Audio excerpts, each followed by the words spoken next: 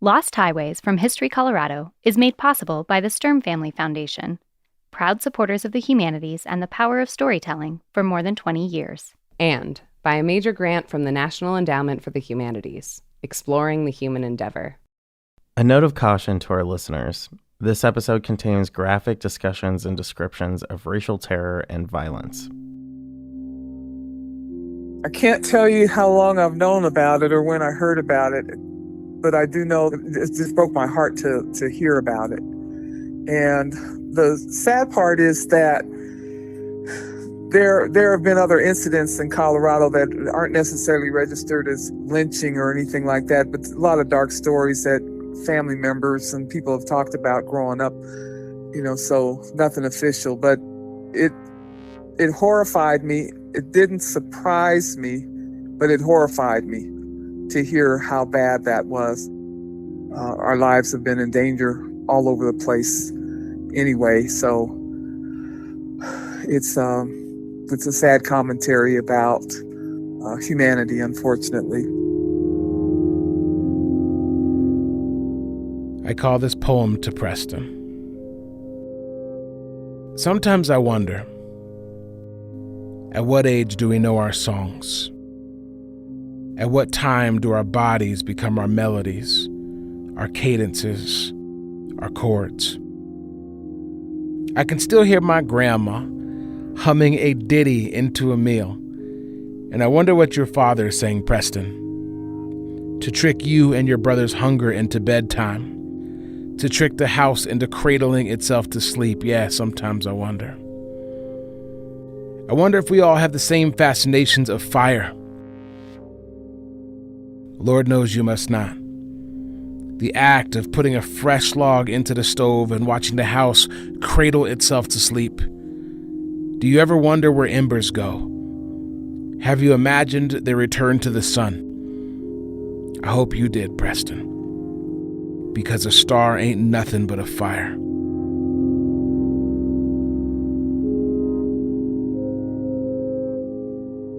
From History Colorado Studios, this is Lost Highways, Dispatches from the Shadows of the Rocky Mountains. I'm Tyler Hill. And I'm Noel Black. On this episode of Lost Highways, the lynching of Preston Porter Jr. Though few people think of racially motivated lynchings happening in the American West, we'll look back at the history of these unlawful executions in Colorado, and one particularly horrific incident that took place in Limon on the Eastern Plains in 1900. Black people who came to states like Colorado seeking freedom and opportunity in the decades after the Civil War often found the same racist attitudes, prejudice, and violence they'd experienced in the South also awaited them in the West. We'll look at the way that so-called frontier justice, popularized by dime novels and Hollywood westerns, often became a cover for racially motivated extrajudicial killings. Finally, we'll look at the way the act of community remembrance is often the most powerful form of justice for the victims of racially motivated lynchings. Jovan, the former poet laureate of Aurora and a member of the Colorado Lynching Memorial Project, will help us tell this story with excerpts from his poem For Preston. You know, I've gathered lumber for long winters, and I know you know such work. How to get into a log hurling rhythm, how to trick up the speed to stack fast. They call a full truck bed of firewood a cord, and 4 full cords should get you through the winter. But there goes those chords again. Did you get to know your song, Preston? I knew about the lynchings in Colorado, and while I had not written about this one in particular, I knew then and know now that Colorado was not exempt. This is Rosemary Lytle, president of the NAACP in Colorado, Wyoming, and Montana. She's also a journalist and worked for the Gazette in Colorado Springs for many years. So the history was not new to me. What I felt in the exploration of it and the immersion of it, in trying to establish a memorial to it and trying to talk to other people about it and why it was important and why it must not just be talked about, but why it must be taught, how there must be a monument to stand not to the egregiousness of this world necessarily, but to the realities of it. And this is a part of the history of America and of this state. Professor Stephen Leonard of Metropolitan State University in Denver also felt that this history needed to be told and taught. And in 2002, he wrote the book Lynching in Colorado, 1859 to 1919. I chose those dates because the first lynching that we have a record of that was clearly a lynching took place in 1859, and the last that we have a record of took place in 1919. And in that period of time, there were about 175 reported lynchings. There may be more, some undoubtedly went unreported. Leonard got interested in the history of lynchings in the West, in part to shine light on the fact that lynching wasn't just a Southern problem. I think it's important to get a definition of lynching before we begin to talk about it. Generally, scholars have taken the view that lynching occurs when a group acting on the pretext of service to justice, tradition, or white supremacy, for example, kills another person without due process of law, such as a proper jury trial before an official court. Many people also think that lynchings are just hangings. They've got, I guess, Western movie versions of lynchings in their minds, or ideas that somehow they picked up. But it doesn't matter how a person is unjustly killed. If they're shot, many were shot, many were hanged, some were beaten to death, and other means were used to lynch people. So it's not the method of killing, it's just the fact of an unjust killing done by a group. Not only did lynchings happen in the West during the time period he studied, says Leonard, but they happen in ways that we don't often think of, and in the context of racial terror. By far, the large majority of Southern lynchings were lynchings of Black people. In the West, that wasn't the case to the same degree, at least in part because the Black population in the West was considerably smaller than in the South. The normal situation in the West was that it was white people lynching other white people, or in many cases, lynching Hispanic people, especially in Texas and California, but also in Colorado. But that changed around the turn of the century. By 1900, the lynchings in Colorado had become increasingly ethnically motivated. Just as it was in the South, lynchings in the West were often made into horrific spectacles meant to terrorize people of color. For example, in La Junta in 1902, a man named Washington Wallace was lynched, and he was in the courthouse being held in jail. And a mob of 4,000 besieged this courthouse, broke every window in the building, and battered in the door with a telegraph pole in order to get him out. And then they hanged him and then shot him. And so that was very much of a spectacle that they were engaged in. As horrifying as Washington Wallace's lynching was, it was the lynching of Preston Porter in 1900 that caught the attention of two racial justice activists who both read Leonard's book in 2018. Judy Omen is a Denver-based activist who does volunteer work in Colorado prisons with the Peace Education Program.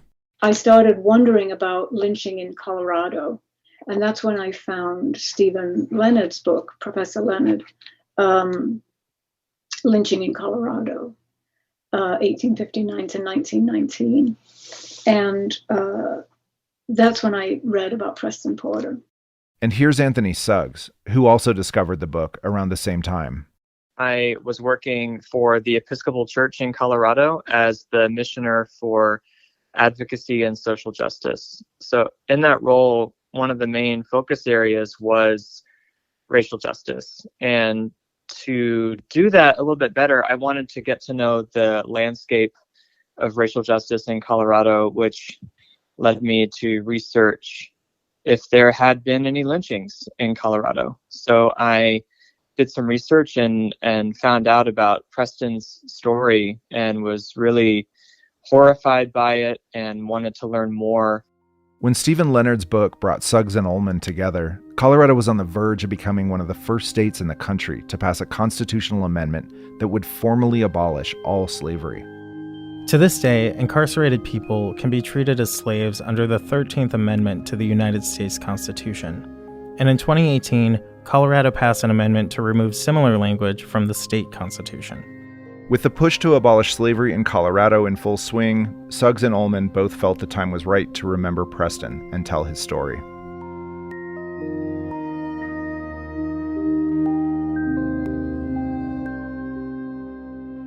Terri Gentry is a community historian, volunteer docent, and sits on the board of directors of the Black American West Museum. She says Preston Porter's story begins with the end of the Mexican-American War and the signing of the Treaty of Guadalupe Hidalgo in 1848. It granted the land that would become Texas, California, Arizona, New Mexico, Nevada, Utah, Kansas, and Colorado to the United States. The United States bought all of this land for about $15 million, and then California became a free state when the decisions were being made about how they were going to handle territories. The territories could determine whether or not they were going to be a free state or a slave state. So there was a whole lot of stuff going on about free states and slave states and what was going to happen in the West. And some of that fueled the Civil War. For many enslaved Black people, the West and the new territories created by the Treaty of Guadalupe Hidalgo represented the possibility of a new beginning in America and freedom from the long, brutal history of slavery in the South. So when you live a life enslaved and you're running from the brutality and the viciousness and the fear and horrific conditions, there's so much possibility in the unknown, going out and making your own life and creating a way of living for your family and getting away from the horrible experiences you have. I could imagine myself that I'm thinking, I've got nothing to lose. Let's go see what we can create. We don't know what we're going to face, but it can't be any worse than what we've been through. I'm sure it's going to be better. And so there were a lot of possibilities.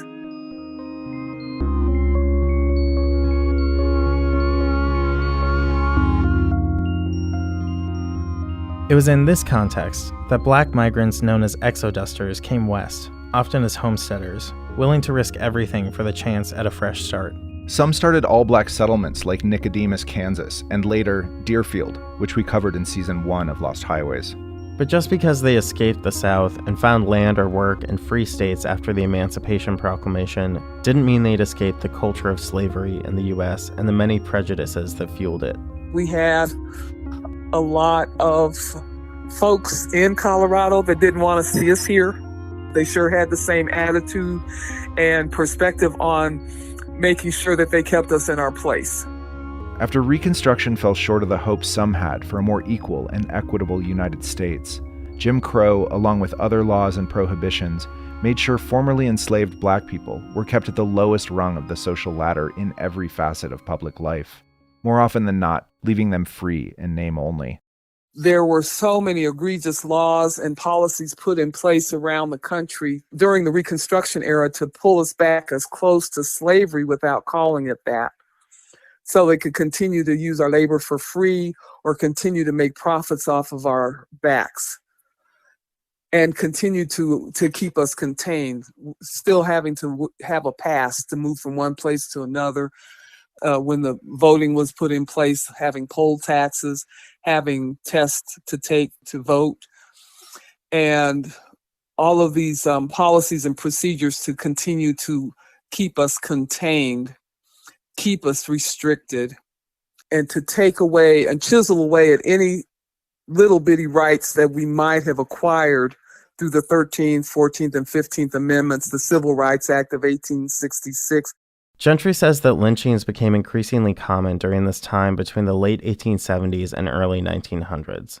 By the time Reconstruction ended, the violence, lynchings, murders, taking away land, burning down homes, causing people to run for their very lives, the destruction of these very lives was in full effect. And there are a few families that I know that had family members in one part of the South, and they had to pack up in the middle of the night and leave because somebody stood up to a white man and said no about something, or asked for pay for something that they did. And they offended the white man because they asked for pay. So come home and say, we're going to have to pack up and leave. And they pack up their stuff and leave in the middle of the night because they know if they're there the next morning, somebody's going to be murdered.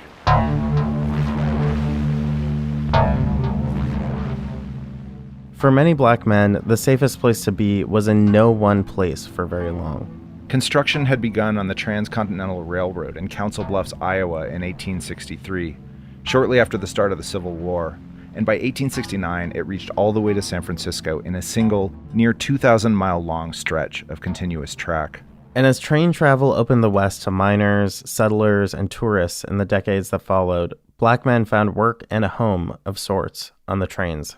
George Pullman started the sleeping cars back in probably around 1867 or so, and specifically hired black men to service the sleeping cars on the train. They were safer on board the trains in some ways, and they had steady work. The Pullman Company was, in the late 19th century, the second largest employer of black men in the country. But there was a price to pay. He wanted them to wear the demeanor they had to wear during slavery. He wanted that ideology on the trains. And the white passengers treated them accordingly.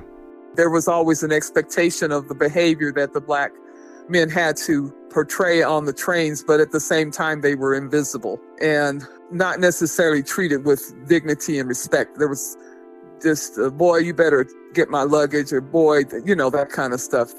On top of that, there were seldom even basic accommodations for black workers. When the black men serviced the sleeping car trains, they didn't have any facilities on the train to sleep or take care of themselves. Sometimes they were having to sleep for a few hours in the dining cars.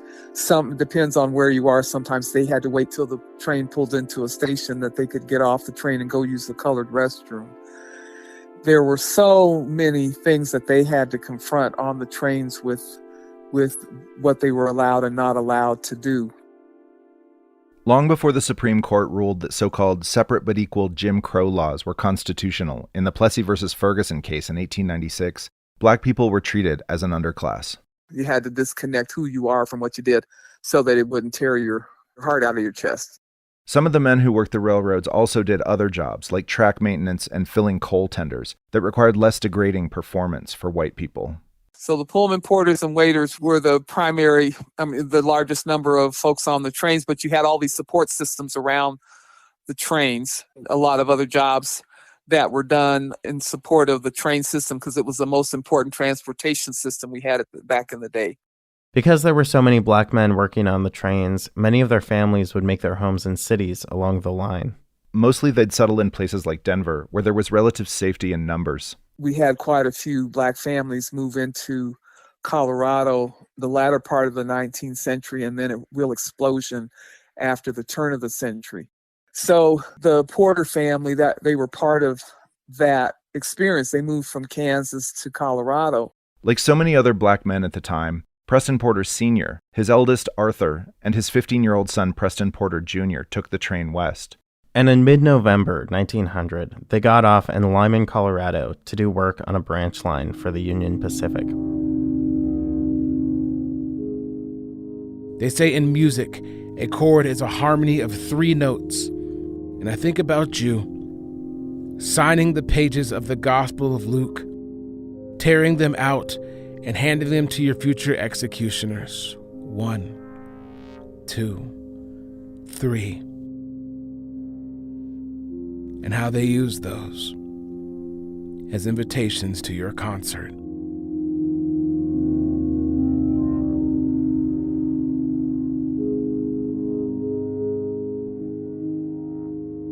Over the next few minutes, social justice advocate Judy Omen, her daughter Dara Ollman, Professor Stephen Leonard, Episcopal Missioner Anthony Suggs, and historian Terri Gentry will tell the story of Preston Porter's lynching.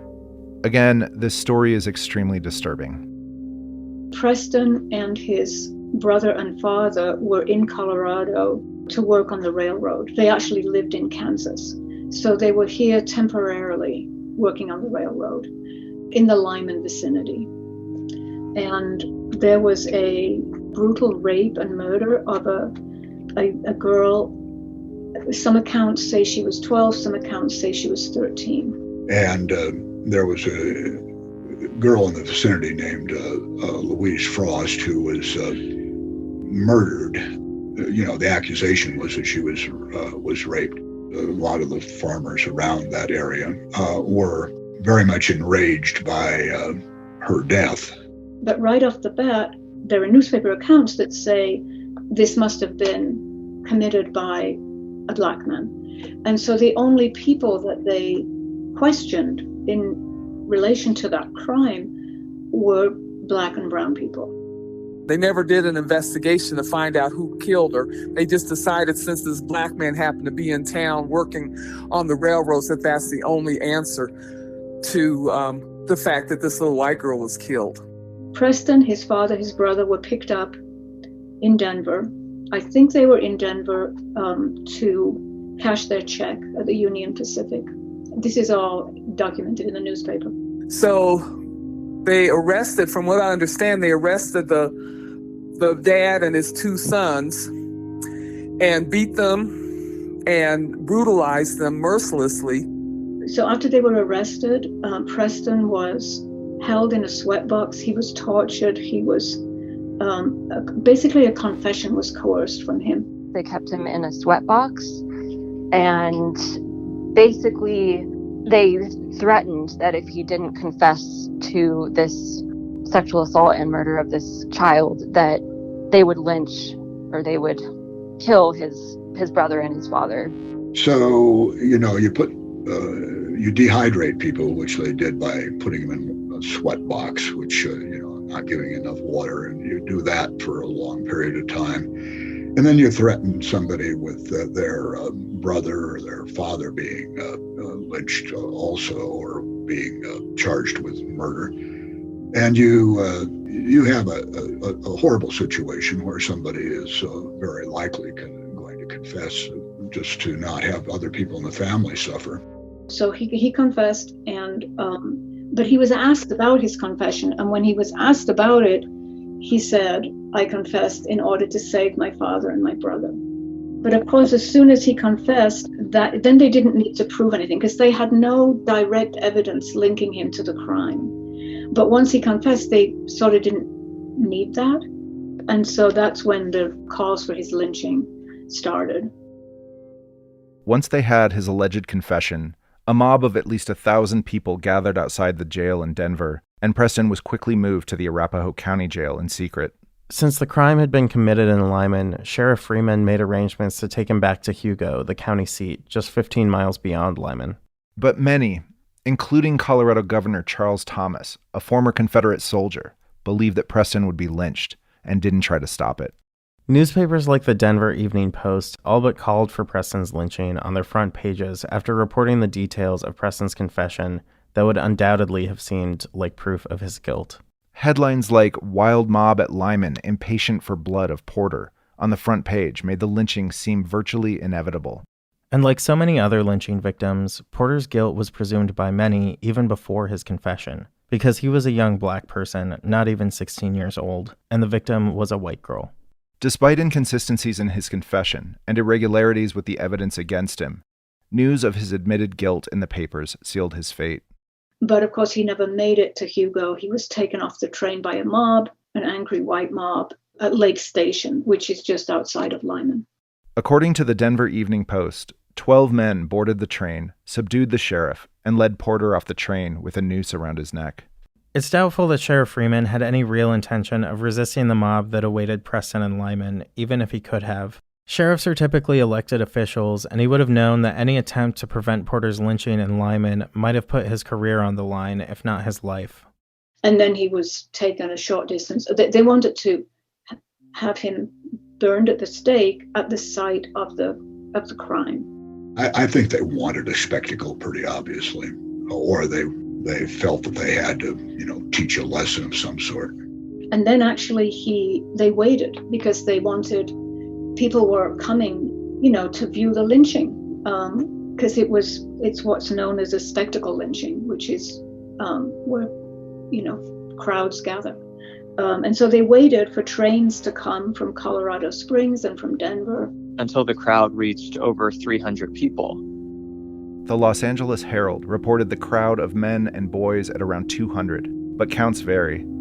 The majority, it said, came from Limon, Hugo, and surrounding farms and ranches. And so I think he waited as long as 2 hours before they actually, started the fire. And it was only then that he was chained to this railroad tie and lit on fire.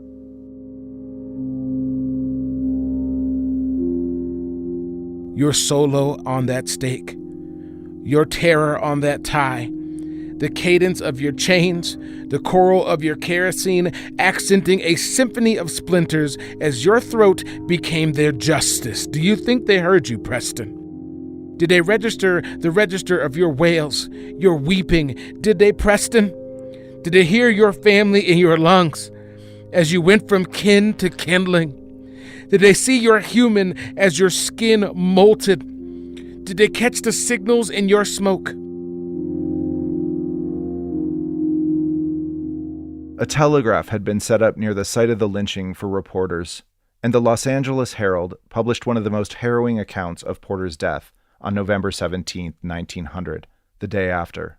Among many other horrific details that we won't recount here, the article reports on a variety of seemingly mundane details that reveal the terrifying consequences of mob logic. The effort to put together this type of thing is what made its sinister nature stand out to me. I just couldn't imagine the day-long process to put together this death spectacle, to invite people, to give them the time to travel by train to get to you don't even go to Lyman to just be doing nothing. You don't go to Lyman for anything. so the concept that somebody would be going there for this, and thinking about a statewide effort to be in participation with this, to think about fetching this individual back in the city of Denver. There's just a lot. It felt like a whole bunch of people going as far out of their way as they possibly could to make this happen. And I think that's what really stood out to me the most when I first started learning about this, is that effort piece was really alarming to me to think about that. Professor Stephen Leonard, who was also part of the Colorado Lynching Memorial Project, says he's always shocked by mob logic and violence, whether it's Preston Porter's lynching or the storming of the U.S. Capitol on January 6, 2021. It's psychologically somewhat hard for us to grasp, but then again, we've been through it in the last year or so, that when mobs get going, they manage to convince themselves of the righteousness of their position, and they become beasts, and they stop, if their mental processes as they ever had, they abandon them, and you get horrible things happening. And it's even more troubling to Leonard that anytime someone is lynched, no one gets real justice. Well, one of the huge problems with lynchings is that good investigations are never done. They just say, we've got our person, we've got our man or our boy, and case closed. And so we'll never know. And that's very, very sad because the victims deserve justice also. Like Jovan Mays, Anthony Suggs was similarly affected by the small details in the Los Angeles Herald's account of the macabre fanfare in the hours leading up to the spectacle of Preston's death. It was a common practice for people to try to get souvenirs at lynchings. And in this case, the souvenirs happened to be pages out of Preston's Bible that he signed and tore out and distributed. Then, once the crowd had gathered and Preston was done giving out autographed pages of his Bible, he was chained to a railroad tie set upright in the ground. A pile of wood and kindling beneath his feet was doused in kerosene and lit on fire by Louise Frost's father. For Anthony Suggs as a Christian, the parallels between Preston's lynching and the crucifixion of Jesus are impossible to ignore. There's accounts of him actually reading the Gospel of Luke as he was waiting to be killed. You know, one of the sensationalized articles talks about Preston shouting, screaming as he is burning, that asking God to forgive the people that are doing this to him. Onlookers in the mob, the article says, laughed at Porter while he shouted Bible quotations through the flames. The core belief of my faith is that God chose to become a human being who was then publicly executed.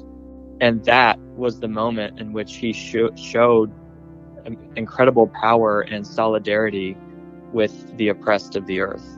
So if that is something that my faith is built around, I need to interact with Preston's story in a little bit of a deeper way than just shock.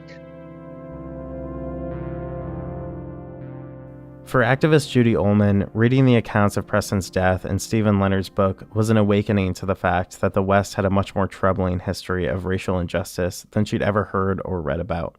I saw that lynching was common in Colorado during that time period, but that it was, that phrase frontier justice, which of course is a terrible phrase because it's not justice at all. Lynching is never justice. But I had a place to put it.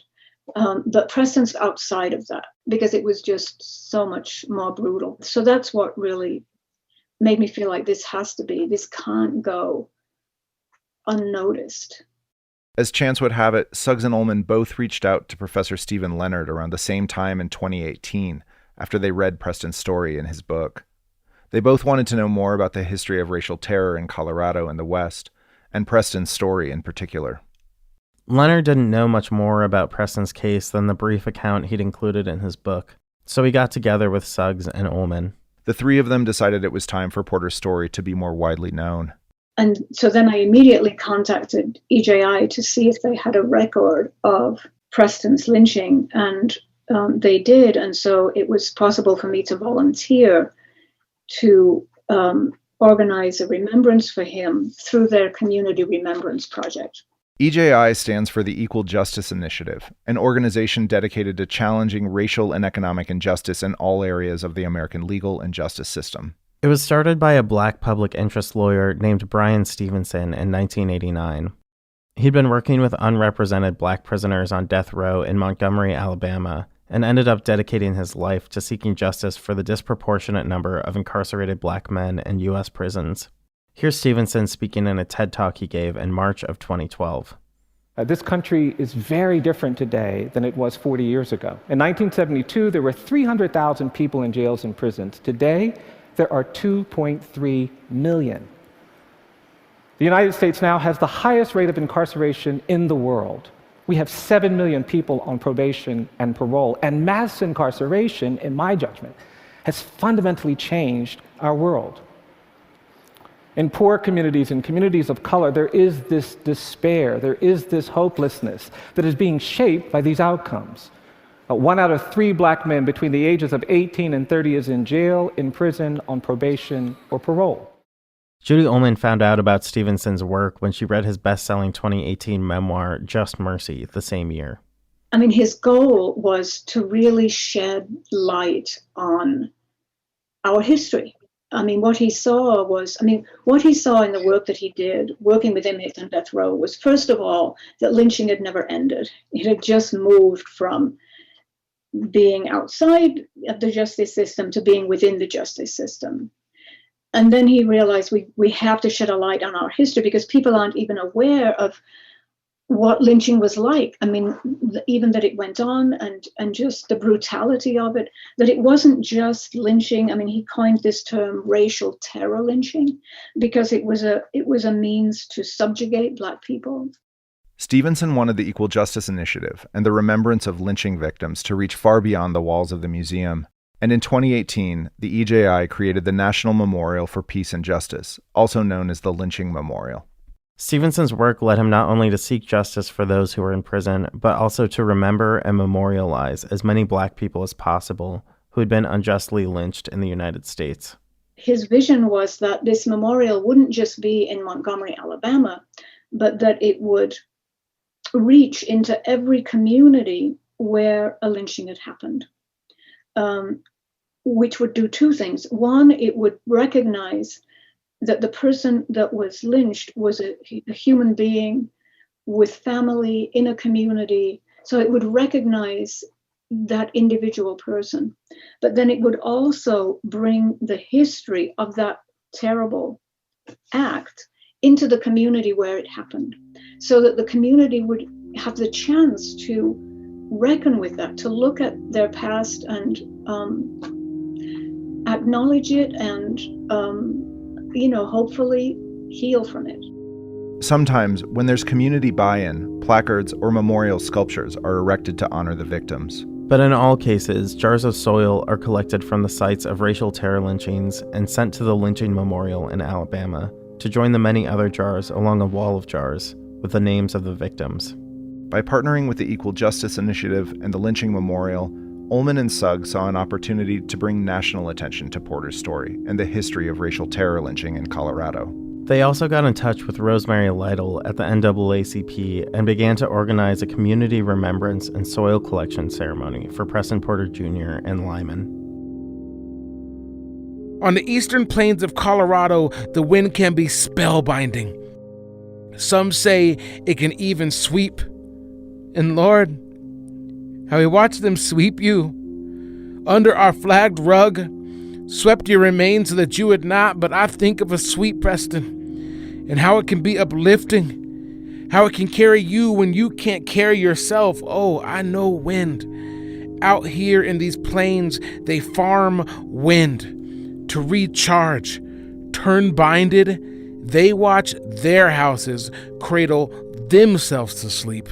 But at night, when it's just you and the moon, if you listen real deep, you can hear the wind howl. Lyman, Colorado sits just off I-70, halfway between Denver and the Kansas border in Lincoln County. It hasn't changed a whole lot in 120 years. In 1900, Lyman had a population of 970, and 13 black people lived in all of Lincoln County. As of the 2020 census, Lyman has only grown by a few hundred residents. There were no black people counted, 13% identified as, quote, Hispanic, 1% identified as Asian, 1% as Pacific Islander, and the remaining 85% as white. The largest employer in town is a state prison, and few who travel past it on Interstate 70 stop for anything much more than a tank of gas just off the interchange at Highway 24. When Rosemary Lytle, Anthony Suggs, Judy Omen, Jovan Mays, and several others formed the Colorado Lynching Memorial Project to commemorate Preston Porter Jr.'s life and remember his death, no one expected the town of Lyman to be excited or to welcome them. Poet Jovan Mays wasn't the least bit surprised when there was zero mention of Porter's lynching in the small Lyman Heritage Museum, where the committee decided to hold the remembrance in November of 2018. What did surprise Mays was the unflinching way the committee made his presence and intentions in Lyman known, without apology. What's interesting is to kind of see some of that initial resistance from that environment to engage in Preston's narrative. And one of the cool blessings of this project is the partnership with Equal Justice Initiative, because they're pretty frank. And they're frank in ways that I'm not even used to being frank as a Coloradan, right? When I'm going to enter an environment that is potentially racist, I know that I need to throw on, I need to put pillows on my hands. I need to be very gentle in the way that I manage this environment. I need to be very observational. I need to keep my cards close to my chest. I need to be welcoming and all these other things. And to see some of those folks be pretty frank and being like, we're going to have this event here. You can help us run this event, or you can't. Here's what some of the environments who didn't help with what kind of looked like afterwards. So I suggest that you help. And then watching folks kind of concede. The unapologetic reclaiming of space in Lyman, demanding that the community own its history, was an important way for the committee to honor Preston, says Anthony Suggs. He credits this bold approach to Rosemary Lytle of the NAACP and Reverend Tawana Davis, one of the co-founders of Soul to Soul Sisters, an organization with a, quote, Black women-led faith-based response to anti-Black violence. I remember the morning that we met to sort of memorialize the fact that this whole day began in Denver, where Preston was held at the Old City Jail. Tawana reminded us all that Preston, screaming for God to forgive the people that were doing this to him was not this sort of subservient, all patient Blackness that I think a lot of white people are more comfortable with, a Blackness that is quick to forgive and doesn't want justice. But Tawana reminded us that was Preston really claiming his solidarity with Jesus and Jesus's experience of being killed publicly and taking on that power to say, even though you're doing this to me right now, you have no power over me. That was him taking on his power, the only way he could in that moment. Though the exact location of his lynching is no longer known, in October of 2020, there was a small soil gathering ceremony along the train tracks near where Preston died. Then, a month later, a day after the 118th anniversary of his lynching, a group of close to 100 people gathered at the Lyman Heritage Center to remember him and reflect on the ongoing significance of his death. The soil that had been collected near the train tracks sat in a bowl on the center of a table at the front of the room in between two glass jars as the various committee members spoke. Here's Rosemary Lytle at the ceremony. We cannot mourn and memorialize Preston Porter Jr., but fail to mourn and memorialize Michael Brown, Eric Garner, Jordan Davis, Sandra Bland, Freddie Gray, Philando Castile. When we say his name, we must say their names. Say their names. Racism, hate, white supremacy, white fragility, white jealousy, all of those things remain threats that hang over all Black people even today, even those with money, with education, with titles, with positions, and those without, can be killed by the police for any reason. And Anthony Suggs. We all have a part to play in this. We all fit into the story somehow. And I encourage everyone to think about where you fit in as we all come forward to put our piece into the jars. After everyone spoke, attendees were invited to come forward and move a handful of soil from the bowl to each of the two jars.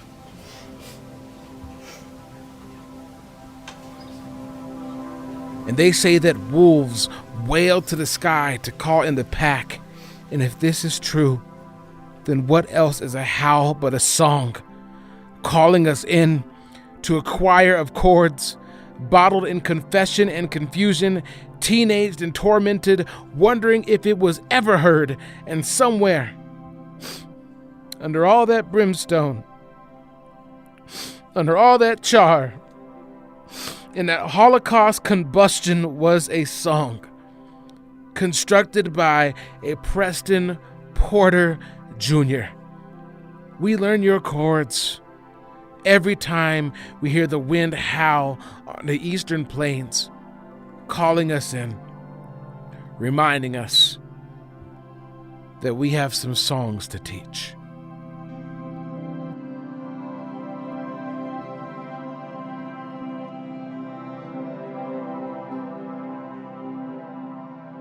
Jovan Mays, who read this poem for Preston at the ceremony, was struck by the way the event echoed the history in healing ways. But then us getting there and not expecting the audience, again, it's almost, I've never actually thought about this, but it's almost like Preston's, death moment replayed in this really cool, unique way, because people came from all over the state to be at this moment. Bringing Porter's memory back into that space and back into the history of the community that collectively took his life was a crucial part of what the ceremony was meant to do. When the history of Lyman, Colorado is told, they have to tell it now with him. Quite frankly, I don't know, but I imagine if you Google Lyman, Preston might be the first thing that comes up, right? That you got to take. You can't just scrape folks, put them aside, and just don't expect expect, when you dismiss their return, they're here and they're present. And that's what history is supposed to do, For Anthony Suggs and other members of the Colorado Lynching Memorial Project, remembering Preston isn't just about Lyman, and certainly isn't about punishing Lyman for its history. It's all about Colorado, and about the West reckoning with its history of racial terror and lynching. I think most folks get the sense that Colorado is this, very egalitarian, Western, progressive state for the most part. So when you're confronted with what I think is one of the most horrific lynchings in American history, it can really shock and challenge your view of a state, whether you've lived here for a year or lived here your whole life. So I think a lot of folks have a really strong reaction to this when they first hear about it. Mostly of shock, sometimes of sorrow, sometimes discomfort. I don't want to engage with this anymore, or a discomfort that leads folks like Judy and myself to want to engage with it even more. Professor Stephen Leonard says that so-called frontier justice is especially damaging because it perpetuates the myth that there was no legal system to handle criminal charges. You had to tame the West. You had to deal with these bad guys, and if you dealt with it quickly, that's just fine, because it was otherwise the poor little settlers would have been preyed upon. Well, courts were functioning after 1861. Anybody could have been legally tried. I mean, that it's just silly to take the position that somehow we were doing a good thing. And this extrajudicial way of handling things was often validated by leading intellectual supporters of westward expansion. The historian Frederick Jackson Turner wrote admiringly of the no-nonsense approach of the frontier backwoodsman, intolerant of men who split hairs or scrupled over the method of reaching the right. Black people, American Indians, and people of Mexican heritage and descent were all inconvenient reminders that the settlement and development of the United States came at their expense in ways that Americans are still struggling to reckon with. Giving them due process would mean acknowledging their equality, not just as citizens, but as humans. Jovan Mays says the work it takes to confront painful history isn't supposed to be easy. When you're doing this work, you know that there's going to be resistance. If there wasn't, they would have already done the work. Right? You know what I mean? So you know that you're going to encounter some kind of resistance. You don't know what it is, and I don't think it's fair to assume you know what it is, right? But Anthony Suggs says that until we see our history and all the pain it caused, we can't heal and we can't move forward. I think for the most part, we are scared to even begin that process because there is so much to unpack. Like even if we were just looking at Colorado, you would have to unpack the genocide of Native peoples. You would have to unpack, the genocide of Native peoples and cultural genocide of both the Spanish colonial system and the American colonial system.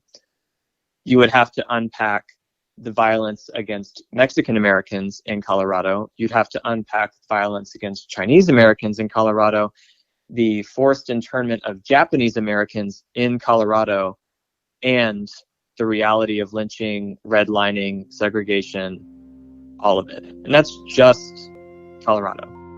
The outpouring of rage, grief, sadness, and frustration that flooded the streets after the deaths of George Floyd and, more locally, Elijah McClain in the summer of 2020 is just one example of how much of that work we still have to do. Rosemary Lytle.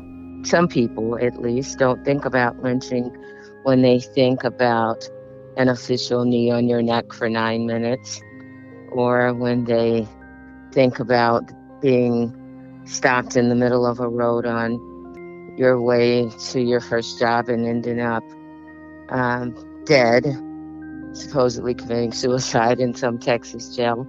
They don't really think about lynching when they think about Breonna Taylor. But we know that lynching comes in its most obvious forms and comes in other forms, but the bottom line is that the assaults on Black bodies are historic and egregious. And at this point, we've seen enough and we know enough. We've witnessed enough, if we have our eyes and hearts open, to know why lynching, maybe in the American consciousness, began with Emmett Till, but didn't end there and still hasn't. But Jovan Mays says we need to step beyond the ideological lines in the sand and actually take a look at the whole truth of who we are as a nation. You know, I think a big part of some of this is just understanding that it's possible, like in our own histories and all of our histories, that evil can take place.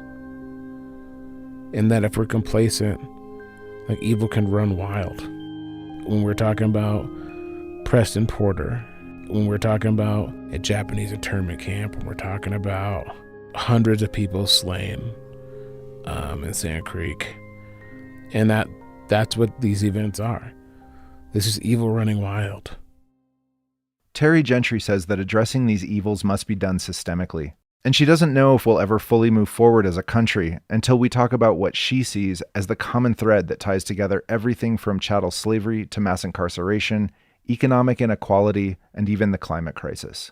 One of the challenges is that it took 4 billion years to form the planet, and all of these things has taken 500 years to destroy it. And when you look at everything that's happening on the planet, the umbrella is capitalism. And then dropping out of the umbrella are all of these other things that feed capitalism. I don't know how you change that. I don't know.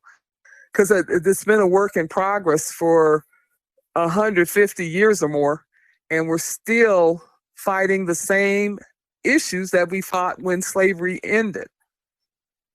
And the fact of the matter is slavery hasn't ended when you look at all of these different institutions that still perpetuate it. I don't know how you change it. I don't know. I hope we can. The hope is always there. I will never stop hoping, and I will never stop praying for that change to happen. But it's pretty bleak.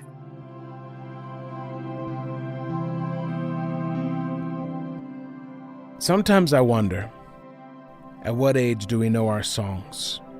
At what time do our bodies become our melodies, our cadences, our chords? I can still hear my grandma humming a ditty into a meal. And I wonder what your father is saying, Preston, to trick you and your brother's hunger into bedtime, to trick the house into cradling itself to sleep. Yeah, sometimes I wonder. I wonder if we all have the same fascinations of fire. Lord knows you must not. The act of putting a fresh log into the stove and watching the house cradle itself to sleep. Do you ever wonder where embers go? Have you imagined their return to the sun? I hope you did, Preston, because a star ain't nothing but a fire. You know, I've gathered lumber for long winters, and I know you know such work. How to get into a log hurling rhythm. How to trick up the speed to stack fast. They call a full truck bed of firewood a cord, and 4 full cords should get you through the winter. But there goes those chords again. Did you get to know your song, Preston? They say in music a chord is a harmony of 3 notes. And I think about you, signing the pages of the Gospel of Luke, tearing them out, and handing them to your future executioners. 1, 2, 3. And how they use those as invitations to your concert.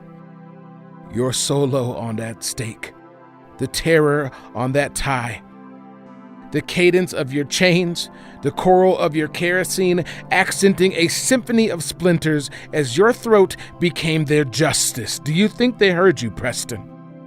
Did they register the register of your wails, your weeping? Did they, Preston? Did they hear your family in your lungs as you went from kin to kindling? Did they see your human as your skin molted? Did they catch the signals in your smoke? On the eastern plains of Colorado, the wind can be spellbinding. Some say it can even sweep. And Lord, how we watched them sweep you under our flagged rug, swept your remains so that you would not, but I think of a sweet Preston and how it can be uplifting How it can carry you when you can't carry yourself. Oh, I know wind. Out here in these plains, they farm wind to recharge. Turn-binded, they watch their houses cradle themselves to sleep. But at night, when it's just you and the moon, if you listen real deep, you can hear the wind howl. And they say that wolves wail to the sky to call in the pack. And if this is true, then what else is a howl but a song, calling us in to a choir of chords, bottled in confession and confusion, teenaged and tormented, wondering if it was ever heard. And somewhere, under all that brimstone, under all that char, in that Holocaust combustion was a song constructed by a Preston Porter Jr. We learn your chords every time we hear the wind howl on the eastern plains, calling us in, reminding us that we have some songs to teach.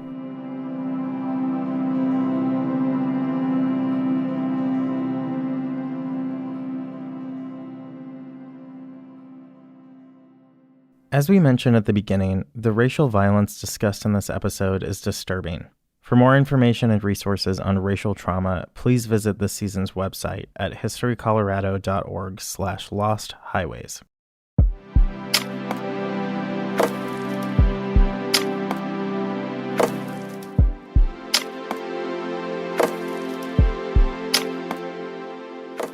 Lost Highways is a production of History Colorado and History Colorado Studios.